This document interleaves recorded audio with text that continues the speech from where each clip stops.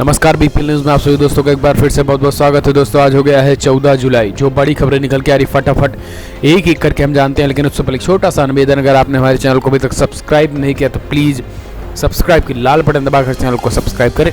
पहली और अहम जो बड़ी खबर निकल के आ रही दोस्तों, भारतीय जनता पार्टी को पूरी तरीके से हिला देने वाली खबर है। जी हाँ, दरअसल दोस्तों हम आपको बता दें, कर्नाटका में जिस तरीके से भारतीय जनता पार्टी कांग्रेस पार्टी की सरकार गिराने में एक तरफ लगी है, तो दूसरी तरफ गोवा में उनकी ही सरकार पर मुसीबत बन गई है। जी हाँ, दरअसल दोस्तों हम आपको बता दें कि गोवा में भारतीय जनता पार्टी के मुख्यमंत्री ने कांग्रेस पार्टी के 10 विधायकों को अपनी पार्टी में शामिल करा दिया है और अब उनमें से 4 विधायकों को मंत्री पद भी दिया है।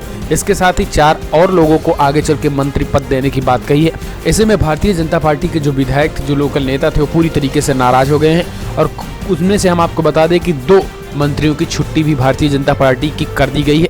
ऐसे में बीजेपी के जो विधायक थे पूरी तरीके से गोवा में नाराज हो गए हैं और जबरदस्त एक विरोध की लॉबी बन रही है, जिसमें आना जा रहा है कि भारतीय जनता पार्टी के 8 विधायक कांग्रेस पार्टी के संपर्क में हैं और पूरी तरीके से वो भारतीय जनता पार्टी से अब नाराज हो गए हैं। और इसको लेकर उन्होंने बड़ा बयान भी दे डाला है। उन्होंने कहा है अब बीजेपी नेताओं का कहना है कि कांग्रेस पार्टी के नेताओं को अपनी पार्टी में शामिल कराकर बीजेपी पार्टी के नेताओं को इग्नोर करना, ये पूरी तरीके से भारतीय जनता पार्टी लोकतंत्र की हत्या गोवा में कर रही है।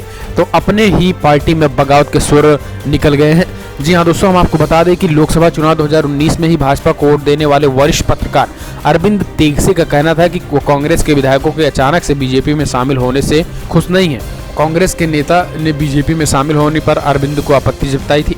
उनका कहना था कि 2 महीने पहले उपचुनाव में बीजेपी ने बाबूस मोन्सेरेटे का विरोध किया था, लेकिन अब उन्हें बीजेपी में शामिल करा लिया गया है। अब पूरी तरीके से उन पर रेप का भी आरोप था। इसको लेकर पहले भारतीय जनता पार्टी उन पर आरोप लगा रही थी, लेकिन अब वो बीजेपी में ही शामिल हो गए हैं। तो जो भी भ्रष्टाचारी थे, जो भी बलात्कारी थे, उनको अब भारतीय जनता पार्टी ने अपने डरा धमका कर पूरी तरीके से बीजेपी में शामिल करा दिया है। अब इसको लेकर बीजेपी के अंदरूनी नेता पूरी तरीके से भड़क गए हैं और गोवा में पूरी तरीके से अब एक बार फिर से भारतीय जनता पार्टी की सरकार पर अब आंच आनी शुरू हो गई और जल्द ही वहां पर भी कुछ उड़ापटक देखने को मिल सकता है। फिलहाल हम आपको बता दें कि 4 मंत्री जो कांग्रेस पार्टी से विधायक बीजेपी में शामिल हुए थे, उनको 4 लोगों को मंत्री बना दिया गया है। फिलहाल अगली जो बड़ी खबर निकल के आ रही है दोस्तों, वो है बेटी बचाओ बेटी पढ़ाओ का नारा देने वाली मोदी सरकार में एक जबरदस्त रिपोर्ट का खुलासा हुआ है। इन 5 सालों में बात करें तो केवल 6 महीने में ही 24,000 बच्चियों का रेप हुआ है हिंदुस्तान में। जी हाँ, बेटी बचाओ बेटी पढ़ाओ का नारा देने वाली मोदी सरकार में बेटियों को कितना सुरक्षा मिल रहा है, इसका अंदाज़ा इसी बात से लगाया जा सकता है कि पिछले 6 महीने में बच्चों के साथ 24,000 से ज़्यादा मामले दर्ज किए जा चुके हैं दुष्कर्म के। इस पर सुप्रीम कोर्ट ने भी चिंता व्यक्त की है। मुख्य न्यायाधीश जस्टिस रंजन गोगोई ने इस मामले में स्वतः संज्ञान लेते हुए सुप्रीम कोर्ट में एक जनहित याचिका दाखिल की है। मुख्य न्यायाधीश जस्टिस रंजन गोगोई की पीठ ने बताया कि 1 जनवरी से 30 तक देश भर में बच्चों से दुष्कर्म के 24,212 FIR दर्ज हो चुके हैं। इनमें से 11,981 मामलों में जांच चल रही है, जबकि 12,231 केस में चार्जशीट पेश हो चुकी है, लेकिन ट्रायल सिर्फ 6449 मामलों में ही शुरू हुआ है। हम आपको बता दें दोस्तों कि जब से मोदी सरकार बनी है उसके बाद से सबसे ज़्यादा अगर बात करें तो राज्यों में भारतीय जनता पार्टी की सरकार है। माना जा रहा है कि जहां पर बीजेपी शासित राज्य जिनसभा हैं, वहां पर बलात्कार की घटनाएं जबरदस्त तरीके से निकल के आ रही हैं।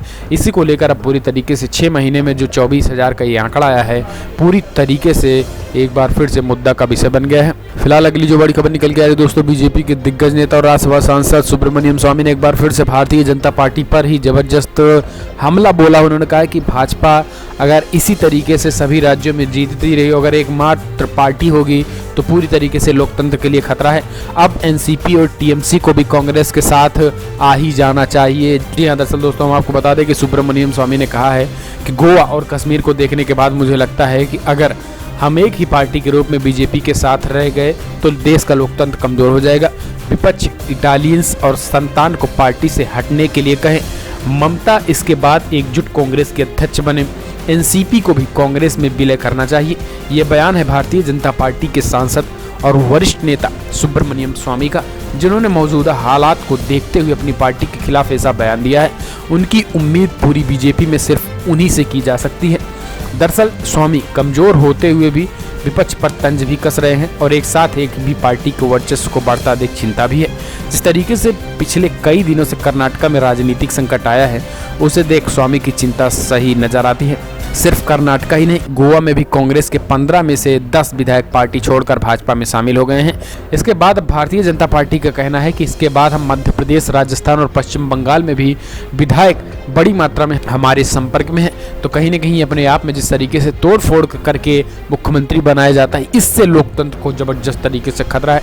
इसको लेकर सुब्रमण्यम ने साफ चिंता जाहिर की है। उनका कहना है कि अगर इसी तरीके से विपक्षी पार्टियां अगर एक नहीं होंगी तो कहीं न कहीं भारतीय जनता पार्टी की मोनोपोली चलने लगी देश में और लोकतंत्र पूरी तरीके से कमजोर हो जाएगा। तो कहीं न कहीं सुब्रमण्यम स्वामी ने एक जबरदस्त भारतीय जनता पार्टी पर हमला बोला है, बावजूद इसके कि वो भी बीजेपी के राज्यसभा सांसद हैं। हालांकि सच्चाई भी यही है। फिलहाल अगली जो बड़ी खबर निकल के आ रही दोस्तों, बीजेपी सांसदों ने एक बार फिर से प्रधानमंत्री मोदी का जबरदस्त स्वच्छता अभियान का जबरदस्त मजाक उड़वाया है।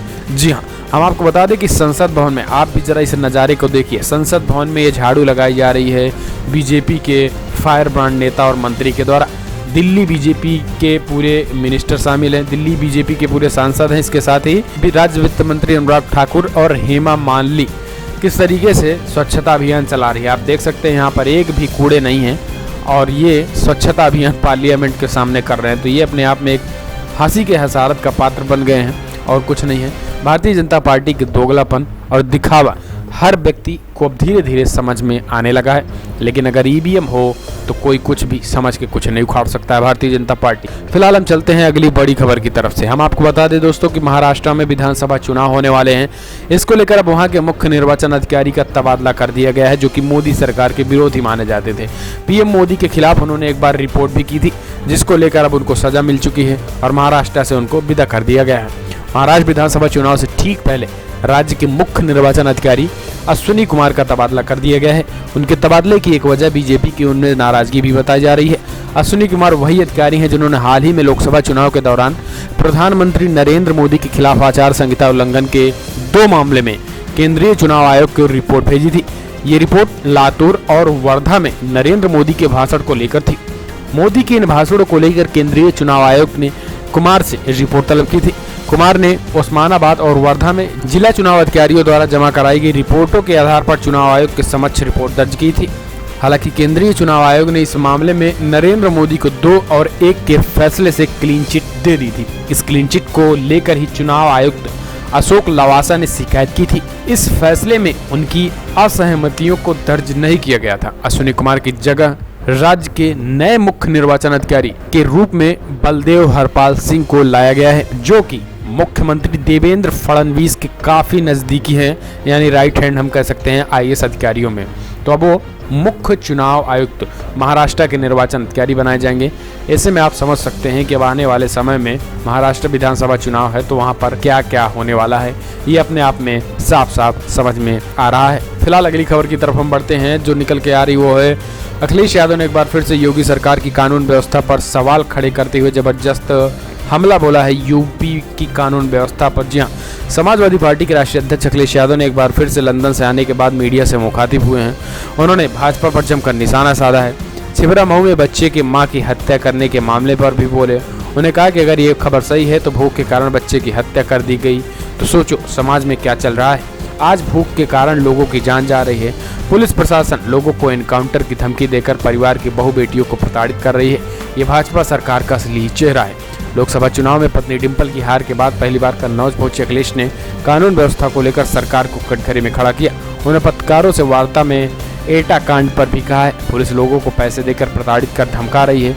अगर बात नहीं मानेंगे तो पति का एनकाउंटर तक कर देंगे।